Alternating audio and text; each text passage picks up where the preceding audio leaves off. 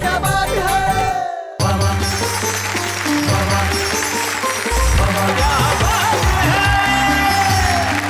स्वागत करते हैं हम आपका उस शो में जिसका नाम है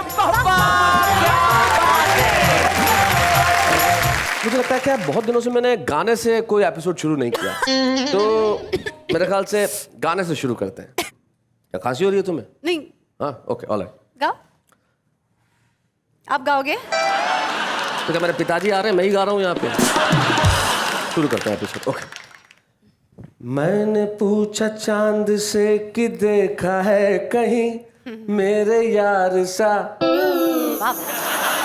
क्या एक मिनट नेहा, ये क्या हो क्या रहा है यार? मैं जब भी गाने से शुरू करता हूँ, मैंने देखा तुम इस तरह से अजीब अजीब फेसेस बनाती हो और मुस्कुराती हो यहाँ पे खड़े होके। सर, कभी आप ऐसे ऐसे ऐसे ऐसे गाते हैं तो मेरा एक्सप्रेशन तुम्हें समझ क्या है गाने की? क्लासिकल सीख रहा हूँ मैं इन दिनों, और वो भी कमाल का। बैठो, मैं आज तुम्हें क्लासिकल बताता हूँ। बैठो बैठो बैठो तुम वहां पे।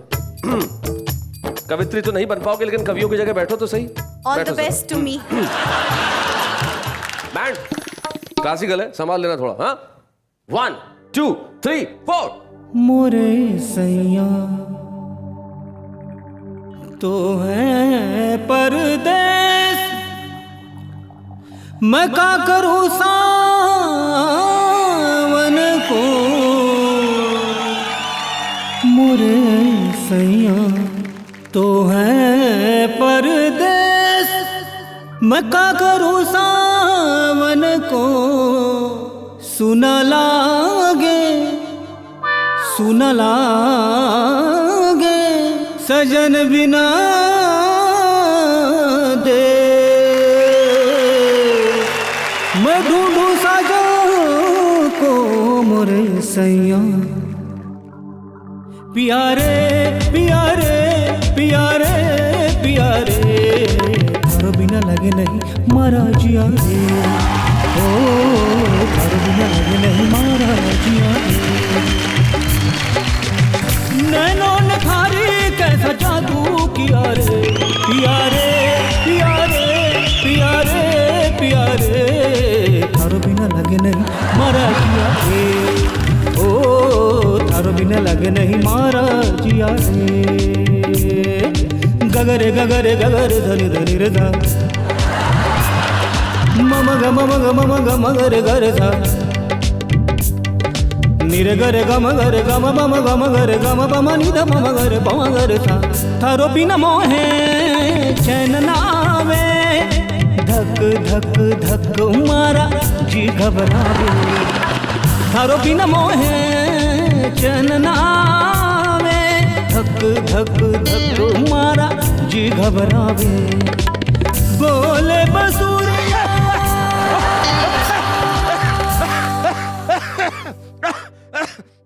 बोले बोल बोल, सांस ले लीजिए। बोल, क्या बोले? बोले नाच न जाने आंगन टेढ़ा, बनाए कोई खाए कोई पेढ़ा। क्या मतलब? समझ में नहीं आया मेरे को। अभी समझाती हूँ। हाँ। उठिए लखन जी, क्योंकि थारे बिना इनको चैन न आवे। क्या गाया है शैलेश जी। प्यारे प्यारे। अरे लगन सिंह, कितनी आवाज मिलती है हम लोगों की। ताली बजाओ, ताली बजाओ। क्या बात है। आपने कहा था मैं क्लासिकल सिंगिंग सीख रहा हूँ। हाँ, तो यही बोला था, लखन दादा से सीख रहा हूँ मैं। लखन दादा क्लासिकल सिंगिंग सिखा देना को। लखन दादा गंडा बांध के इनका शिष्य बना हूँ मैं। बहुत जबरदस्त सिखाते हैं लखन दादा, है कि नहीं?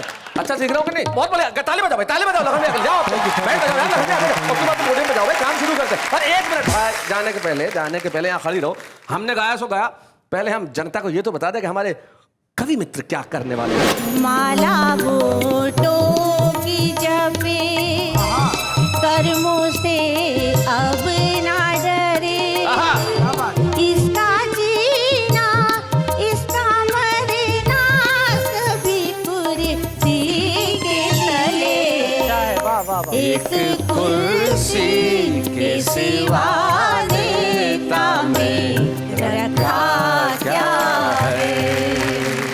तो सरकार ने जैसे ही प्रौढ़ शिक्षा का अभियान चलाया, ये खबर सुनते ही बुड्ढों का बचपन लौट आया। अच्छा, तो सज सवर के 60 साल का ये बालक पढ़ने को चला। बालक उसका ये उतावलापन अम्मा जी को खला। पड़ोसन से बोली, देखो इस बुड्ढे की चाल में क्या बागपन छाया है, और पढ़ना जरूरी है, इसे 60 साल में समझ आए। तभी पड़ोसन बोली, हाँ बहन, रामू का बप्पा भी बैरंग स्कूल गया है। और बोलेगा क्या खाक, 32 ही तो घर भूल गया।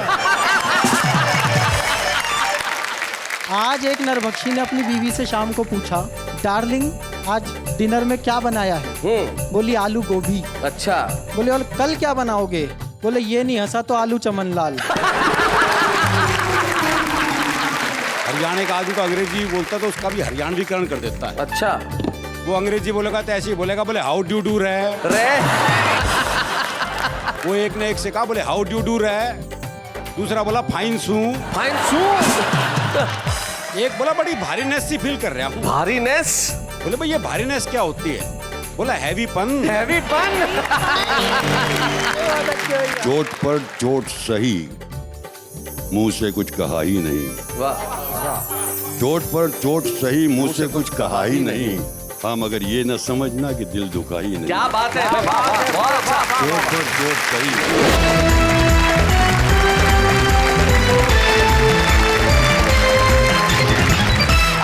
क्या दृश्य है। ऐसा नहीं लग रहा जैसे कोई लड़का लड़की देखने किसी के घर गया हो। मान लीजिए चिराग जैन ये लड़की देखने किसी के घर गया, मम्मी पापा दोनों साथ में हैं और साथ में अपने फूफा जी को भी लाए हैं और लड़कियां तैयार हैं। अब देखते हैं कि ये लड़की पसंद आती है कि नहीं परिवार को। एक मिनट। हाँ। लड़की को भी तो परिवार पसंद आना चाहिए। ये परिवार पसंद नहीं आएगा।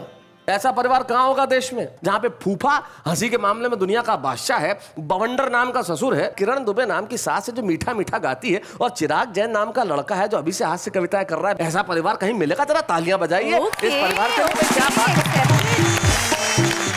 आपको लड़की पसंद आए कि नहीं आए, लेकिन आपको हमारा एक काम करना पड़ेगा भाई। हमारे खास मेहमान हमारे बीच में है, उन्हें खुश करना बड़ा जरूरी है, तभी ये रिश्ता तय हो पाएगा। उनका नाम है चमन लाल उखड़ा। जरा तालियां बजाइए चमन लाल उखड़ा जी। आइए।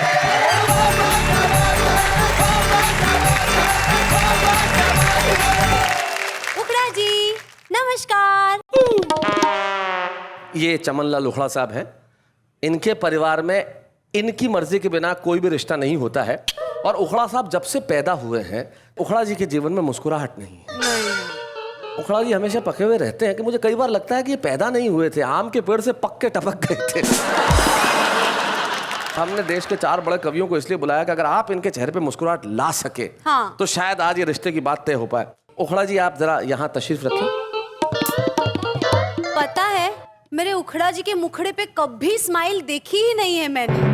आज कोशिश करते हैं। जन्म से ही ऐसे हैं, ट्रेनिंग जन से ऐसे शोक सभा में बड़े व्यस्त रहते होंगे। नहीं, ये तो इनको ये जहाँ जाते हैं वहाँ शोक सभा हो जाती है, व्यस्त रहने की जरूरत नहीं है।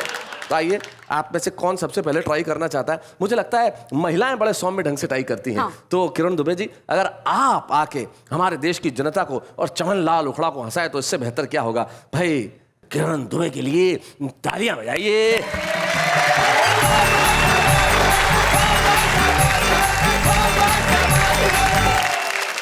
तेरी आँखों के सिवा दुनिया में रखा क्या है? क्या बात है फूफा जी।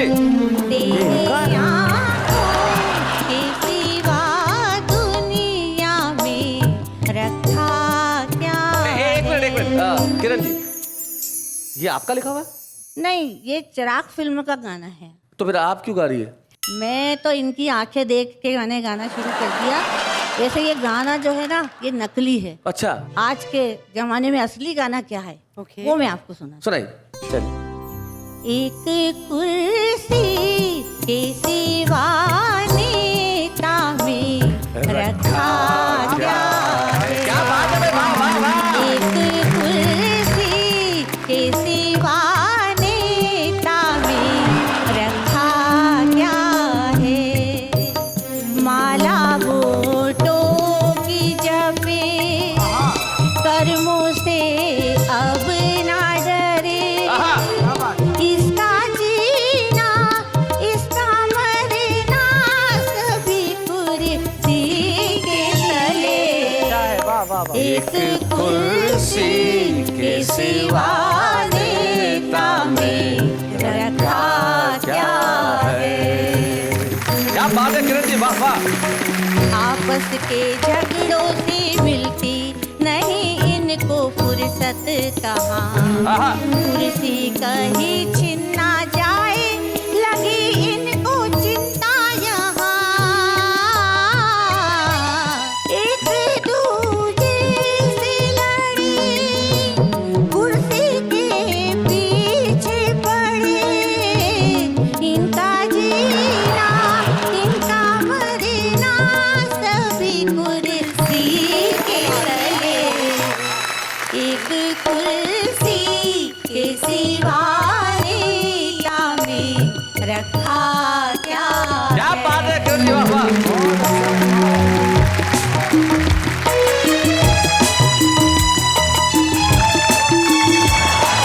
पल पल में दल को बदलने की इनकी तो आदत बुरी। किसको गिराए और किसको उठाए ये फितरत बुरी। क्या बात। एक दूजे से मिले मिलके दल दल में घिरे। इनका जीना इनका मरना सभी कुर्सी के तले।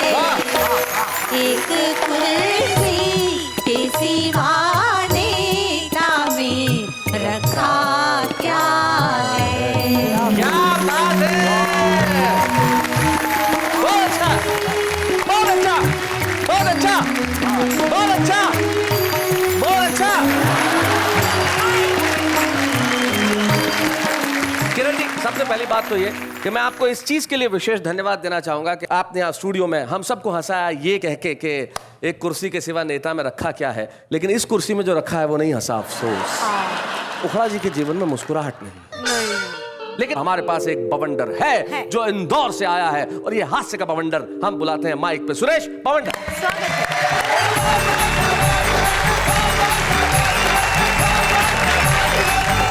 एक रचना पिछले दिनों हमारे देश में एक प्रोग्राम चल रहा था, प्रौढ़ शिक्षा। यानी कि जो हमारी एल्डरली एज के लोग हैं जो बचपन में स्कूल में नहीं पढ़े, जो 50-60 साल के हो गए हैं, उन्हें पढ़ाने के लिए सरकार ने कार्यक्रम शुरू किया जिसे कहते हैं प्रौढ़ शिक्षा कार्यक्रम, जिसमें आप एडमिशन ले सकती हैं। जी। कि सरकार ने जैसे ही प्रौढ़ शिक्षा का अभियान चलाया, ये खबर सुनते ही बुड्ढों का बचपन लौट आया। अच्छा। गांव-गांव शहर-शहर स्कूल खोले, हम नहीं पढ़ेंगे, कुछ शरारती बुड्ढे बोले। अच्छा, शरारती बुड्ढे। तभी शिक्षा अधिकारी बोला, तुम्हें क्या, तुम्हारे बाप को पढ़ाया जाएगा, बाप को भी, और संपूर्ण राष्ट्र को साक्षर बनाया जाएगा। अरे निरक्षर ये दुनिया छोड़ जाओगे तो क्या ऊपर भी जाके अंगूठा लगाओगे? इसलिए कल से गांव में एक पाठशाला खोली जाएगी और सबको पढ़ाने शहर से एक मैडम आएगी। ओहो, मैडम आएगी। मैडम का सुनते ही बुड्ढों की धड़कनें बढ़ने लगी और एक चालू किस्म के बुड्ढे की दाईं आंख फड़कने लगी। अरुण जैमिनी, ध्यान से सुनो। मुस्कुराते हुए पड़ोसी बुड्ढे से बोला, यार बड़ा मजा आएगा जब मैडम पढ़ाएगी, बचपन तो बचपन, हमारी जवानी भी लौट आएगी। सारे बुड्ढे हसीन सपनों में खो जाने लगे और सबको माधुरी के सपने आने लगे। ओए तो सज सवर के 60 साल का ये बालक पढ़ने को चला। बालक उसका ये उतावलापन अम्मा जी को खला। पड़ोसन से बोली, देखो इस बुड्ढे की चाल में क्या बागपन छाया है और पढ़ना जरूरी है, इसे 60 साल में समझ आया। भाई बहुत बढ़िया भवंडर जी, क्या बात है। तभी पड़ोसन बोली, हाँ बहन, रामू का बप्पा भी बैरंग स्कूल गया है और बोलेगा क्या खाक, 32 ही तो घर भूल गया। सारे बुड्ढे बैठे थे क्लास में लिए आशा, तभी छा गई निराशा। शिक्षा अधिकारी बोला कि मैडम नहीं आएगी। बुड्ढे बोले, हाय अब हमें कौन पढ़ाएगी? शिक्षा अधिकारी बोला, इस समस्या का समाधान किया जाएगा, फिलहाल तुम्हें नत्थू सरपंच पढ़ाएगा। नत्थू सरपंच। नत्थू सरपंच का नाम सुनते ही बुड्ढे बिचकने लगे, कुछ बुड्ढे सकरी गली से खिसकने लगे। तभी नत्थू सरपंच ने एक अखंड भारत के फटे पुराने नक्शे पे छड़ी रखते हुए एक इंटेलिजेंट बुड्ढे से पूछा, बताओ ये पंजाब है कि सिंध है? वह बोला सर मैं कैसे बताऊं, मुझे तो मोतियाबिंद। क्या बात है। नत्थू सरपंच ने पूछा, अच्छा बाबा ये तो बताओ कि स्त्री में छोटी ई की मात्रा लगेगी या बड़ी ई की? वह बोला सर सीधी सी बात है, यदि स्त्री छोटी होगी तो छोटी ई की लगेगी, नहीं तो बड़ी होगी तो बड़ी ई की लगेगी।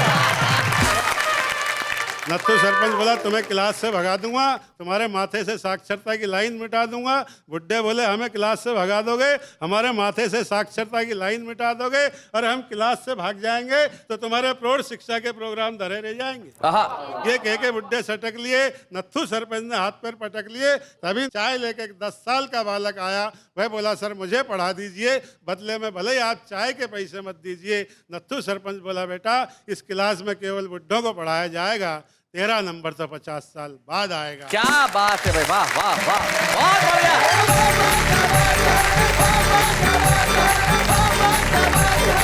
क्या बात है सुरेश बवंडर साहब, आपने बहुत बहुत बढ़िया रचना पढ़ी। लेकिन आपकी इस खूबसूरत कविता के बाद भी देश हंसा, जनता हंसी, लेकिन अफसोस।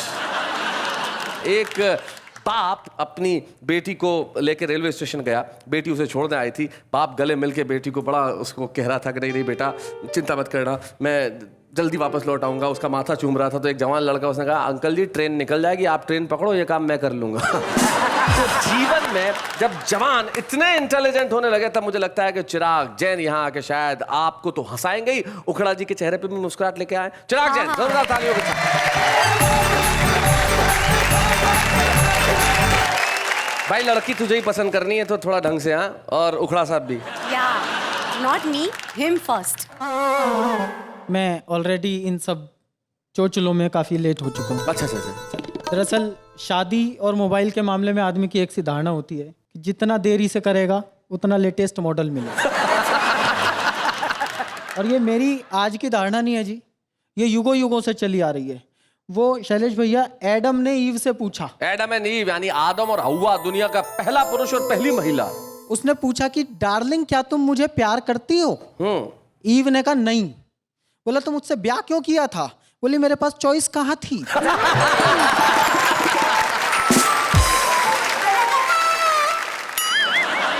मैं भाई साहब को एक बार फिर से प्रणाम कर देता। तुम अपना काम करो। वो दरअसल क्या है जी, मेरे को तो आज ये इनके जो हेयर स्टाइल वगैरह भी है नरभक्षी से लग रहे हैं। नरभक्षियों में भी स्थिति ऐसी है जी, नरभक्षी जो आदमी खा जाते हैं वो, ये आज कभी खाने बैठे हैं।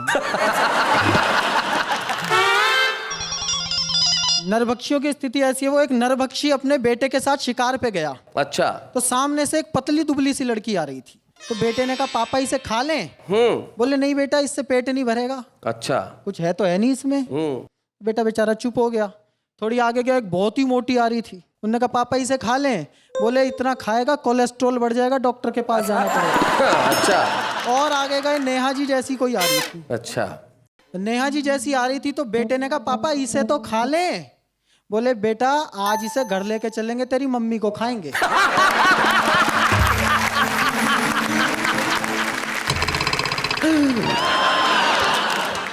वो एक और बात याद आ गई जी नरभक्षी पे, मुझे मैं हाथ की हाथ बता देना चाहता हूँ जी।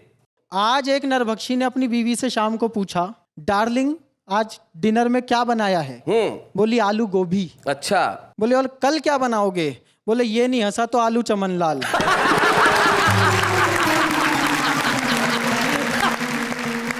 अच्छा ये स्थिति केवल पुरुषों के साथ नहीं है, महिलाओं के साथ भी बराबर की स्थिति है। वो मुझे याद है एक आदमी की लॉटरी निकल गई, उसने अपनी बीवी को फोन किया खुश होके। अच्छा। बोला जानू क्या तुम मेरे साथ पेरिस चलना पसंद करोगी? बोली वो तो ठीक है जानू, लेकिन मैं अपने पति को क्या बताऊंगी?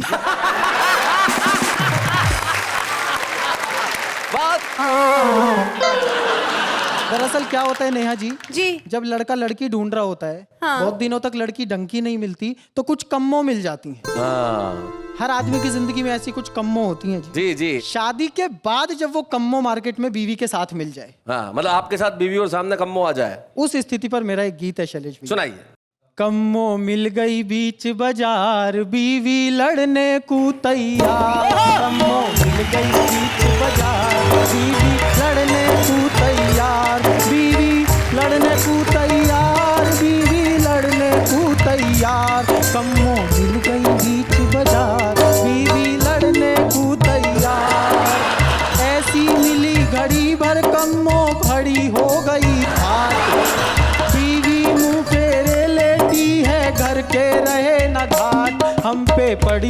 तरफा मार, कम्मो मिल गई बीच बाजार, कम्मो मिल गई बीच बाजार, बीवी लड़ने को तैयार, कम्मो मिल गई बीच बाजार, बीवी लड़ने को तैयार, लड़ने को तैयार, बीवी लड़ने को तैयार। कम्मो ने मुस्का कर देखा बीवी हो गई ढोल, 4 दिनों से बोल रही ना मुंह से मीठो बोल, कम्मो ही बढ़िया थी यार, बीवी लड़ने को तैयार, कम्मो ही बढ़िया थी यार, बीवी लड़ने को तैयार, कम्मो मिल गई बीच बाजार, बीवी लड़ने को तैयार।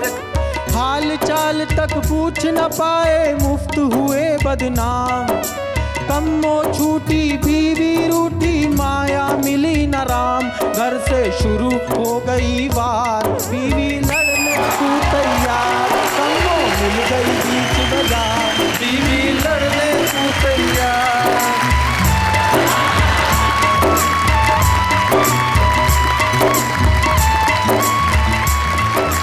क्या बात है!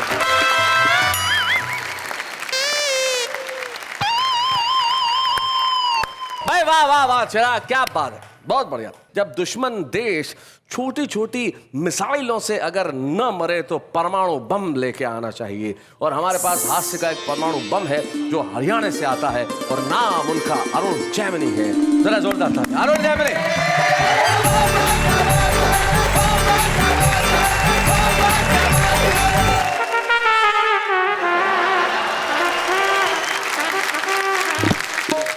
ये क्या किया आपने? ये गेंडा कहाँ से लाए हो आप?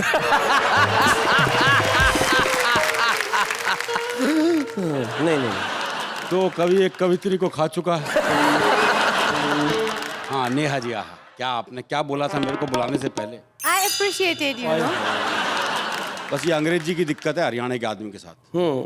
हरियाणा का आदमी तो अंग्रेजी बोलता है तो उसका भी हरियाणवीकरण कर देता है। अच्छा, वो अंग्रेजी बोलेगा तो ऐसे ही बोलेगा, बोले हाउ डू डू रहे। वो एक ने एक से कहा, बोले हाउ डू डू रहे, दूसरा बोला फाइन सू। फाइन सू। एक बोला बड़ी भारीनेस सी फील कर रहा हूँ। भारीनेस? बोले भाई ये भारीनेस क्या होती है? बोला हैवीपन। हैवीपन।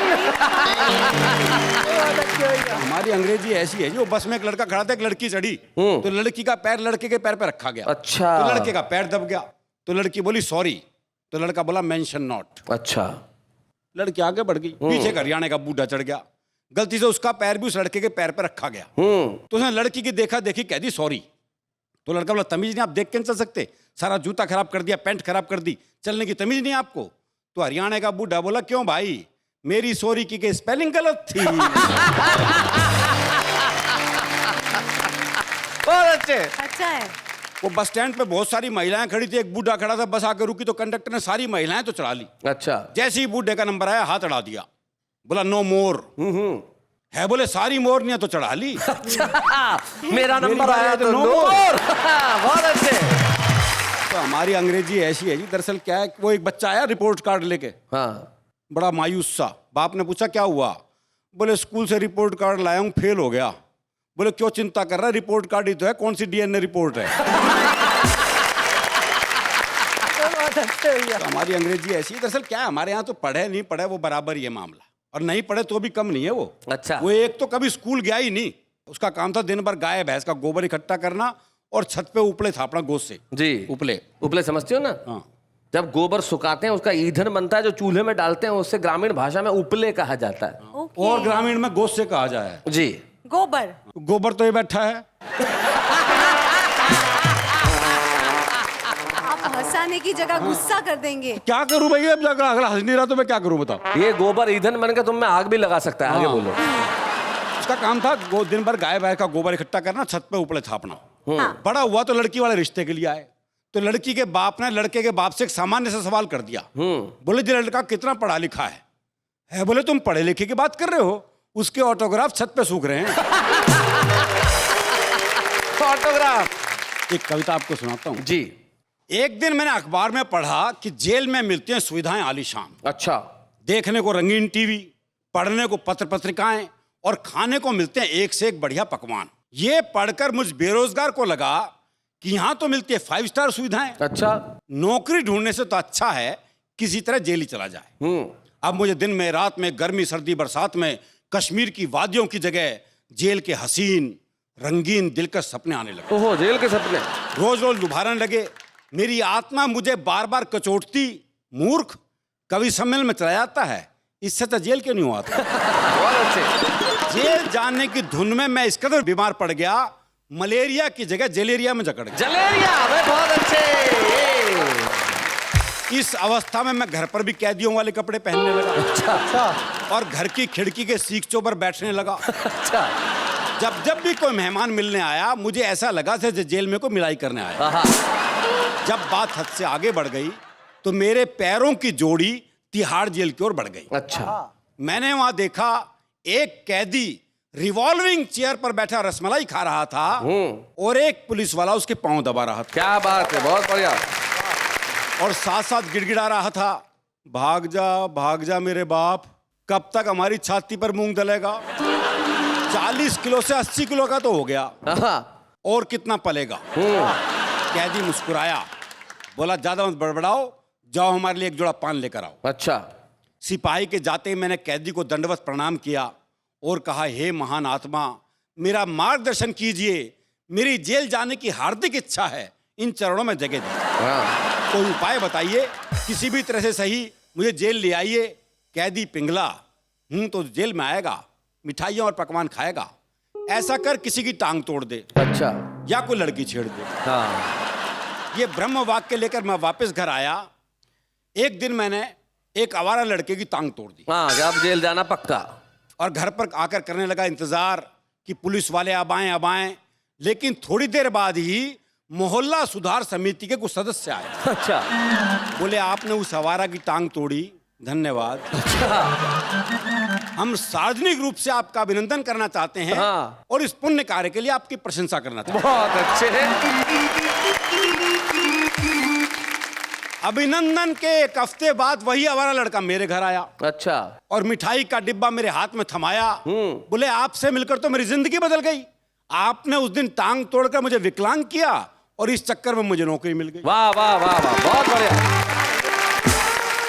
मैंने सोचा अब अगला उपाय क्या जाए, बस में किसी लड़की को छेड़ दिया जाए। बस में लड़की को छेड़ दिया जाए। तो बस में घुसते ही मैंने एक सुंदर कन्या की तरफ आंख चलाई। वो कुछ नहीं बोली तो हमने उसकी उंगली दबाई।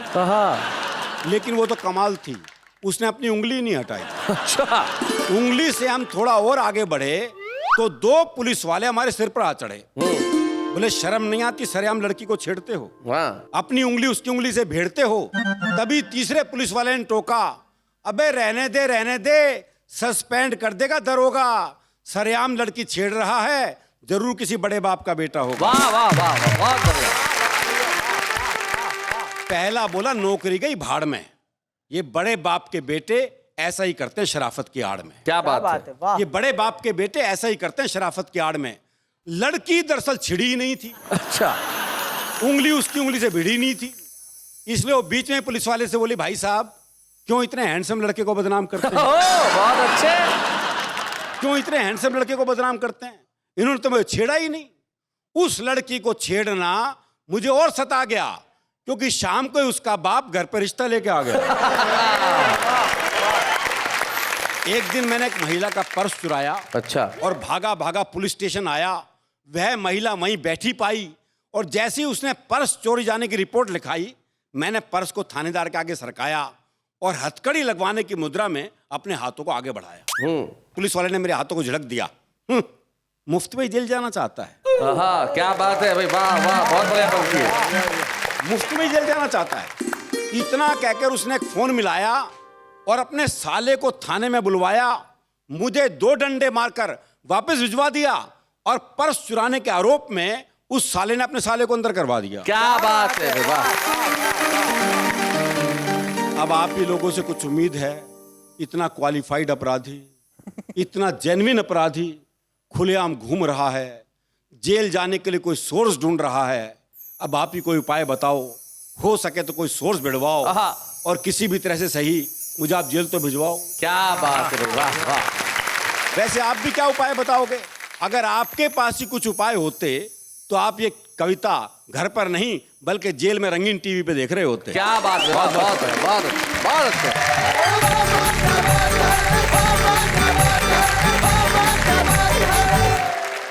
जेल का हाल ऐसा ही होता है। जेल में आदमी गिरफ्तार होने की मंशा, एक आदमी दौड़ा दौड़ा पुलिस स्टेशन आया, पुलिस को गिरफ्तार कर लो, मुझे गिरफ्तार कर लो, मैंने अपनी बीवी को लकड़ी से मारा। तो बोले क्या मर गई? बोले मर नहीं गई, बच गई, पीछे आ रही है, मुझे गिरफ्तार कर लो। तो आदमी अगर गिरफ्तार होना चाहे तो भी नहीं हो पाता। लेकिन क्या कविता सुनाई आपने। Actually. सारा देश हंसा और सारी जनता हंसी, लेकिन चमन लाल उखड़ा नहीं हंसा। अरुण जी, अर्ज किया है आहा आपने की इतनी अच्छी शायरी, आहा हंसी इसकी मायरी, अंकल बोले हाय हाय री। हंसा, अबे हंसा, अबे हंसा, अबे हंसा,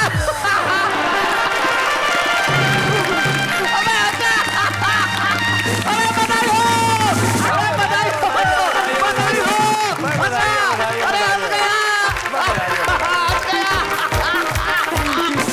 आइए, क्या बात है, क्या बात है। माफ कीजिएगा कि हमने आपको कहाँ फंसा दिया। देश के बड़े बड़े दिग्गज जो न कर सके, 2 कौड़ी की शायरी ने आपको हंसा दिया।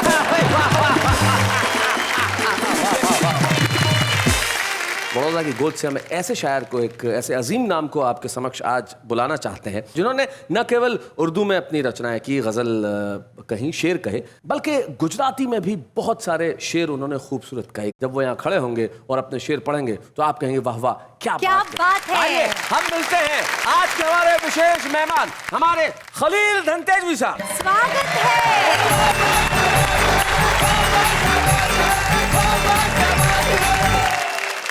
चार हल्की फुल्की प्यार बनती है कि जी अता हो। हर घड़ी हर पल नया अंदाज दिखलाती अदा, हर घड़ी हर पल नया अंदाज दिखलाती अदा, गुनगुनाती मुस्कुराती झूमती गाती अदा। और इस अदा पर हम खलील अब कैसे पहचाने उन्हें, चाल में पंजाबियत बातों में गुजराती अदा। क्या बात है। चार मिसरे और सुनिए जी कि इरशाद। चोट पर चोट सही, मुंह से कुछ कहा ही नहीं। वाह, चोट पर चोट सही, मुंह से कुछ कहा ही नहीं। हाँ मगर ये न समझना कि दिल दुखा ही नहीं। क्या बात है, बहुत अच्छा। चोट पर चोट सही, वाह वाह वाह वाह। जो हुआ वो किसी अखबार में छपा ही नहीं, और जो छप गया ऐसा तो कुछ हुआ ही नहीं। क्या बात है भाई, वाह, बहुत बढ़िया खलील साहब, क्या बात है। कभी हंसा के गया और कभी रुला के गया, गरज के वो मुझे हर तरह आजमा के गया। वाह, कभी हंसा के गया फिर कभी रुला के गया, गरज के वो मुझे हर तरह आजमा के गया। मैं अपने मुंह से बड़ी बात तो नहीं करता, यहाँ का जिल्ले इलाही भी घर पे आके गया। क्या बात है। मैं अपने मुंह से बड़ी बात तो नहीं करता। और गजब तो ये कि उजालों की सल्तनत वाला, गजब तो ये कि उजालों की सल्तनत वाला, उजालों की सल्तनत वाला मेरे चिराग से अपना दिया जला के गया। क्या बात, गजब तो बहुत ये कि बढ़िया, उजालों की सल्तनत बहुत वाला। अच्छे। गजल के चंद शेर देखे, एक ने बोला जोर से बोलो, दूजा बोला धीरे बोल। एक ने बोला जोर से बोलो, दूजा बोला धीरे धीरे बोल। बोल। फिर मुझको समझाने आया पूरा टोला धीरे बोल। रात का सन्नाटा कहता है परी उतरने वाली है। वाह, रात का सन्नाटा कहता है परी उतरने वाली है। हो सकता है यहीं पे उतरे उड़न खटोला धीरे बोल। हो सकता है यहीं पे उतरे, हो सकता है यहीं पे उतरे उड़न खटोला धीरे बोल। और आंधी भी कुछ दूर हवा का भेष बदल कर बैठी है। हाँ, आंधी भी कुछ दूर हवा का भेष बदल कर बैठी है। है। तू क्या जाने किसने पहना किसका चोला धीरे बोल। तू क्या जाने किसने पहना किसका चोला धीरे बोल। और देख हवा का झोंका है या सचमुच कोई आया है। देख हवा का झोंका है या सचमुच कोई आया है। देख किसी ने दरवाजे का जिस्म टटोला धीरे बोल। किसी ने दरवाजे का जिस्म टटोला धीरे बोल। और धीरे से कहता हूँ धीरे बोल मगर सुनता ही नहीं। अच्छा, धीरे से कहता हूँ धीरे बोल मगर सुनता ही नहीं। आखिर मैं भी चिल्लाया और जोर से बोला धीरे बोल। क्या बात है, बहुत बढ़िया शेर है। और एक गजल के कहना के क्या हुआ अगर जागने की ठान ली और सो गए। क्या हुआ क्या हुआ अगर जागने की ठान ली और सो गए। नींद अपनी थी, उसे पहचान ली और सो गए। आहा, और घर का दरवाजा खुला था, सो खुला ही रह गया। हमने बेफिक्री की चादर तान ली और सो गए। क्या बात है। कितनी अच्छी रत जगह की रात आई थी मगर, कितनी अच्छी रत जगह की रात आई थी मगर हमने तन्हाई की नीयत जान ली और सो गए। हाय हाय, क्या बात है। कितनी अच्छी रत जगह, और सो गए। और एक दो बोसे हवा में बेचकर उनकी तरफ, एक दो बोसे हवा में बेचकर उनकी तरफ, उनसे हमने हल्की सी मुस्कान ली और सो गए। हाय हाय, क्या बात है। वाह वाह वाह वाह। और रात जागोगे तो दिन में टूट जाओगे खलील, रात जागोगे तो दिन में टूट जाओगे खलील, रात जागोगे तो दिन में टूट जाओगे खलील। बात सच्ची थी सो हमने मान ली और सो गए। हाय हाय, क्या बात है। और सो गए। और चंद्रशेखर गए जी, उसका क्या। दिल तो आखिर दिल ही ठहरा, कहीं भी भटके उसका क्या। दिल तो आखिर दिल ही ठहरा, दिल तो आखिर दिल ही ठहरा, कहीं भी भटके उसका क्या। उसका क्या। शहर में मेरी बदनामी के होंगे चर्चे, उसका क्या। उसका क्या। क्या बात है। और तुमने तो रो रो के दुपट्टे पानी पानी कर डाले, तुमने तो रो रो के दुपट्टे पानी पानी कर डाले, और हम भी दिल को थाम के रोए चुपके चुपके, उसका क्या। क्या बात है। सुबह की सारी किरणें उसने अपने नाम पे लिखवा ली। अच्छा, सुबह की सारी किरणें उसने अपने नाम पे लिखवा ली। हम भी सारी रात गए तक जागते बैठे, उसका क्या। और तूने जिनके नाम बताए वो तो खैर ऐसे ही थे, तूने जिनके नाम बताए वो तो खैर ऐसे ही थे। कुछ लोगों ने तेरे हाथ में पत्थर देखे, उसका क्या। और सबको हमारा रहन सहन और खाना पीना दिखता है, सबको हमारा रहन सहन और खाना पीना दिखता है, सबको हमारा रहन सहन और खाना पीना दिखता है। अरे हमने अपने कच्चे पक्के सपने बेचे, उसका क्या। भाई वाह वाह, बहुत बढ़िया, क्या शेर है भाई, वाह वाह। खलील साहब, आपकी उर्दू हिंदी पे पकड़ है। आप गुजरात के गौरववान और गुणवान शायर है। તમારો ખૂબ ખૂબ આભાર અહીંયા આવવા માટે। તમે કાંઈ ગુજરાતીમાં બે શબ્દો કહો તો અમારી જનતા ખૂબ પ્રસન્ન થશે। हाँ, एक मतला और 2-3 शेर सुना देंगे तो क्या बात है। તમારા ઘરના દીવા રાતે રસ્તામાં હતા કે શું।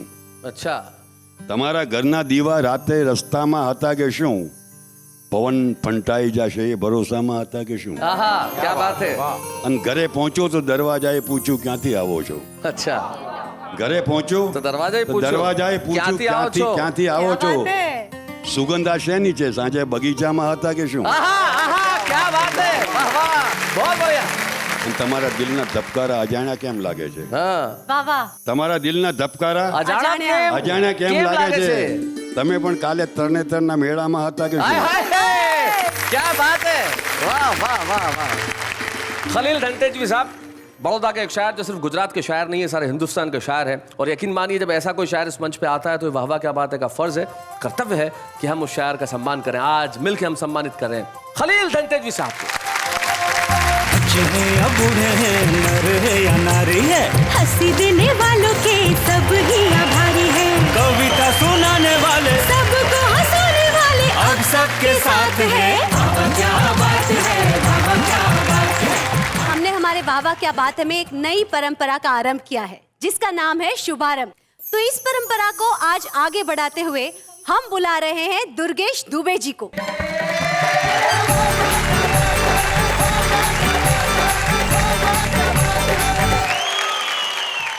दुर्गेश जी, जब मैंने आपका नाम लिया तो मेरे साथ सबको लगा होगा कि कोई बड़े बुजुर्ग इंसान आ रहे हैं, पर इतनी छोटी उम्र में आपका इतना बड़ा शुभारंभ, क्या बात है। आपका बहुत बहुत शुक्रिया नेहा जी। एक बहुत छोटा सा गीत रखता हूँ, आप सभी का आशीर्वाद चाहता हूँ। कि दीवाना बना मैं दीवाना,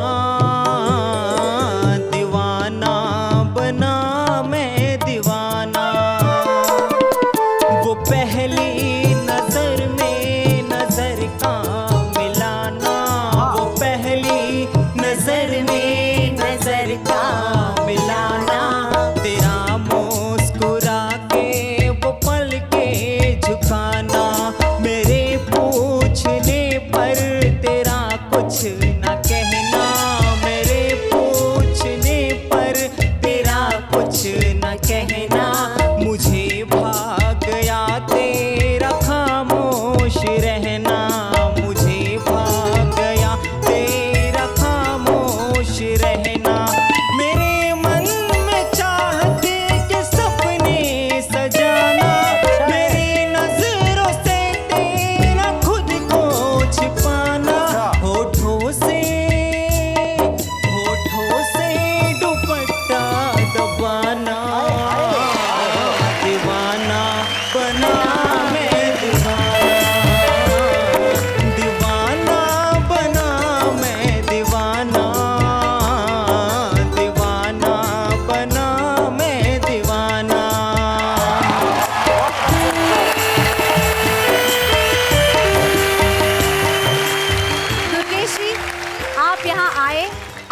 कविता का शुभारंभ वाह वाह क्या बात है के मंच पे किया। Thank you so much.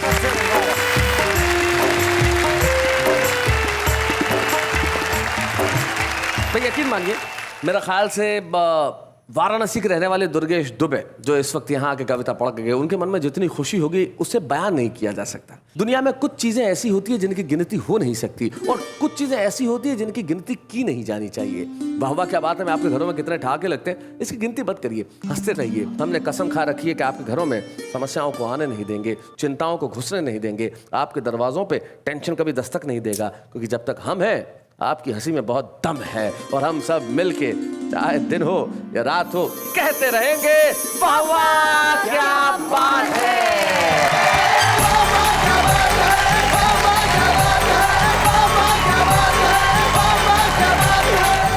ऐसे और भी मजेदार वीडियो के लिए हमारे चैनल को लाइक, शेयर और सब्सक्राइब करें।